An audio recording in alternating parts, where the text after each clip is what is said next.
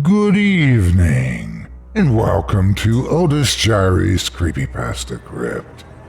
In the mood for a tasty pasta to increase your adrenaline rush? Well, you've come to the right place. Pull up a chair, get some popcorn, put your feet up, and have a listen, if you dare.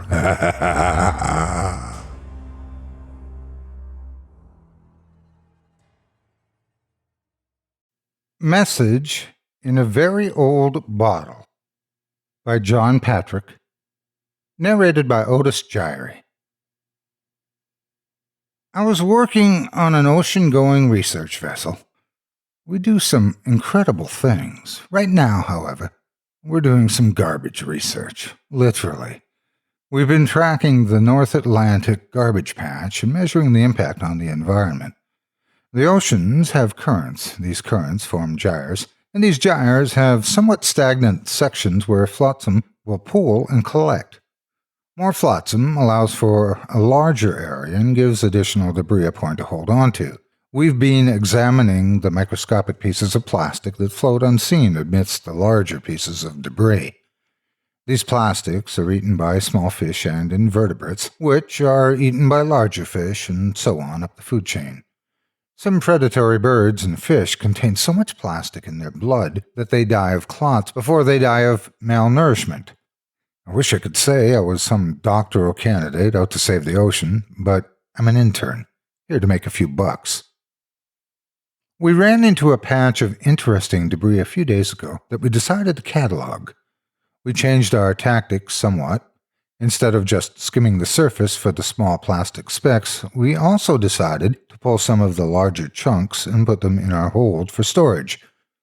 These included massive fish nets, buoys and floats, an old life raft, and a few smaller things such as a bicycle helmet, cooler, and oddly enough, a small anchor that had become entangled in a net with floats attached to it. After we fished several scoops from the water, we began to analyze the debris and break it down into smaller boxes to go through individually. I had the mind-numbing task of looking for glass particles. This led me to the small box that contained an old bottle, a few scraps that somehow floated on the surface or were attached to other buoyant objects, and an interesting glass pendant that looked like it belonged in a museum. It was neat. But the most valuable part appeared to be the chain itself, which was plated in gold. The underlying metal hadn't rusted completely yet, and the gold might be worth a few bucks. I was really focusing on the pendant when I almost knocked the bottle to the floor. It was old, too. It was older. The pendant might have been 1930s, judging by the style, whereas the bottle was clearly from before the turn of the century. I looked in the top, and there was an aged cork stopper jammed down the throat of the bottle. It was so far in the opening that I couldn't pry it out by hand. I dug in our tools and found something that resembled a corkscrew and pried the plug out. I expected a foul smell or something, but I didn't notice anything and instead saw just a small, simple sheet of paper rolled up inside. I extracted it and placed it on our exam table with a light for a better look. I've transcribed it as best as I could below. Sorry if some of it's unclear or doesn't make sense. English is my first and only language, but this dude's handwriting is hard to read and confusing as hell in some places.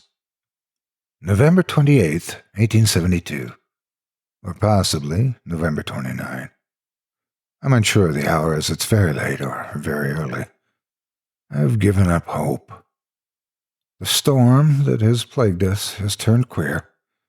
I don't understand why the sky, what it wants from us, but it will not yield. I've asked God for forgiveness for my sins and am resigned to my fate. I may not have been able to save my wife, my child, or any of my men, but they have been unable to catch me as of yet. I hope that they do, soon. The water is very cold, and the storm threatens my small boat with each wave. It started 3 days ago, or 4, I'm unsure, with a peculiar-looking cloud that followed my ship for several hours before nightfall. The crew made note of it and prepared for a storm. The clouds seemed to glow and gave us an aura of evil. I don't know what we beheld in those first few days, but it certainly gave me pause. The alcohol in the hold was secured tightly to prevent the metal bands from rubbing and possibly igniting a spark, but we could still smell the vapors. It unnerves me, even now. I ordered our sails to full to try to get ahead of the storm as best we could, but it was no use. The winds seemed to carry the storm far faster than they carried us. Just as the sun set, the sea stirred up a wicked maelstrom of mountainous waves within minutes. Waves tall enough to sink a ship twice our size came into view before the night stole our light from us.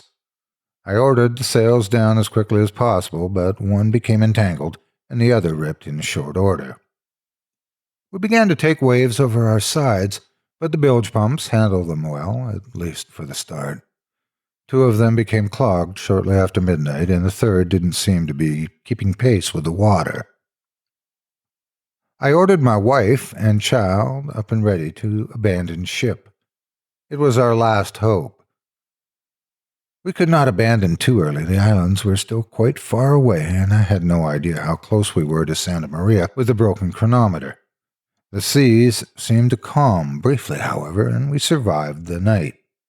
The winds, however, were completely gone in the morning. The cloud was still on the horizon. It continued to produce strange lights and continued to follow us throughout the day. The seas were flat as an inland bay, but I could see turmoil at a distance. The cloud had massive waves all around it, but somehow our vessel was spared. We couldn't seem to find a favorable wind, and we waited.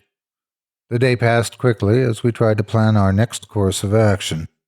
The night was different. The waves returned, but only periodically, as if some monstrosity were circling the boat, waiting for a chance to strike from beneath the surface of the water.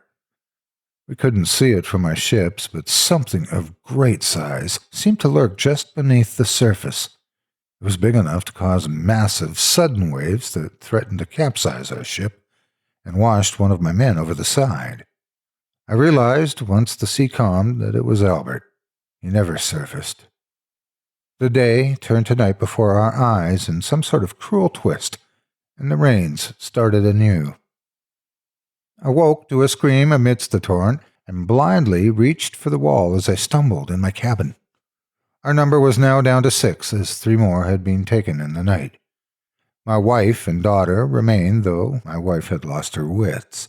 She complained of a large flash that had taken the men on deck. The smell of the alcohol in the hold was noticeable, even on deck, and I could see the doors had been opened at some point. Perhaps the fumes caused them to fly open rapidly, knocking the men into the water. It was terrifying, but could have taken place. I don't know. The morning was unsettling. My remaining crew began to turn on itself, and I stopped 3 brawls by midday. The food and water would last us for months, but we were nonetheless effectively stranded on our own island with no way to navigate. If the winds couldn't catch in our remaining tattered sail, we'd never move again. Our only hope was to wait for De Gracia. They couldn't be more than a fortnight behind us. Something boarded the boat shortly before dusk. We found prints, though none of us could identify them. The hold was ordered off limits and the latches were secured. Water began to accumulate due to the broken pumps, and strange sounds could be heard from within the vacated hold. We decided to abandon ship, somewhat. The peak halyard from the mainsail was a sturdy rope by any means, and could support many times the weight of the sail in a massive gale. We pulled down the rope before the sun completely set and secured it to a lifeboat. That would be our safety line.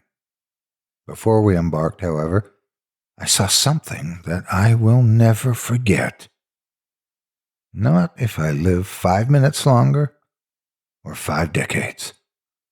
My wife, holding our daughter, began to glow before my very eyes.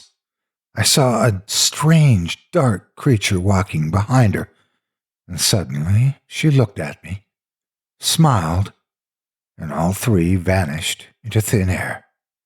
I reached for them, and the air burned my skin. That wound was terrible and painful, causing me to lose consciousness briefly. When I came to, I found that only I and my helmsman remained on board, and only briefly. He looked at me to make sure I was all right, then promptly walked over the side into the waves. The storm was dreadful now, and the sun had completely set. I turned to the lifeboat and, with tears in my eyes, hurled myself on board and left the ship. As I drifted back, I saw numerous flashes on board and could see the hold being opened. Several figures appeared on deck, but either they were ignoring the small lifeboat or they hadn't noticed me bobbing in the distance. And so, here I sit. There are things, creatures I can't explain, swimming in the water, mere inches from where I sit. I'm going back to the boat now. Maybe I will be taken. Maybe I shall remain. May those who receive this know what became of us. Heaven knows I won't. B. Briggs, Captain, MC. I emailed my boss, as we're currently on opposite ends of the ship, and he told me to wait right there. He'd be right over. That was 3 hours ago. It doesn't take that long to walk 350 feet.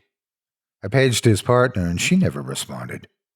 The bridge is empty, the deck devoid of life, and I've seen just one other person since finding the bottle. The first mate calmly threw himself over the rails into the deep blue. He vanished shortly before hitting the water in a green flash that sent noxious vapors back onto the deck. There's something large in the water. It's almost like there's a submarine right under the ship, but it moves like a fish, and it's fast. I keep hearing strange noises like it's pinging us, too. Not a normal sound, though. One I can just barely hear that resonates through the entire hull of the ship. The power on deck went out about half an hour ago, but below some rooms still have power. I sent a distress call, but I don't know if that actually went. The last thing I could see before the sun set completely was an odd greenish cloud in the distance. It was lower than all the rest. The power is out everywhere now that I know of, except my quarters.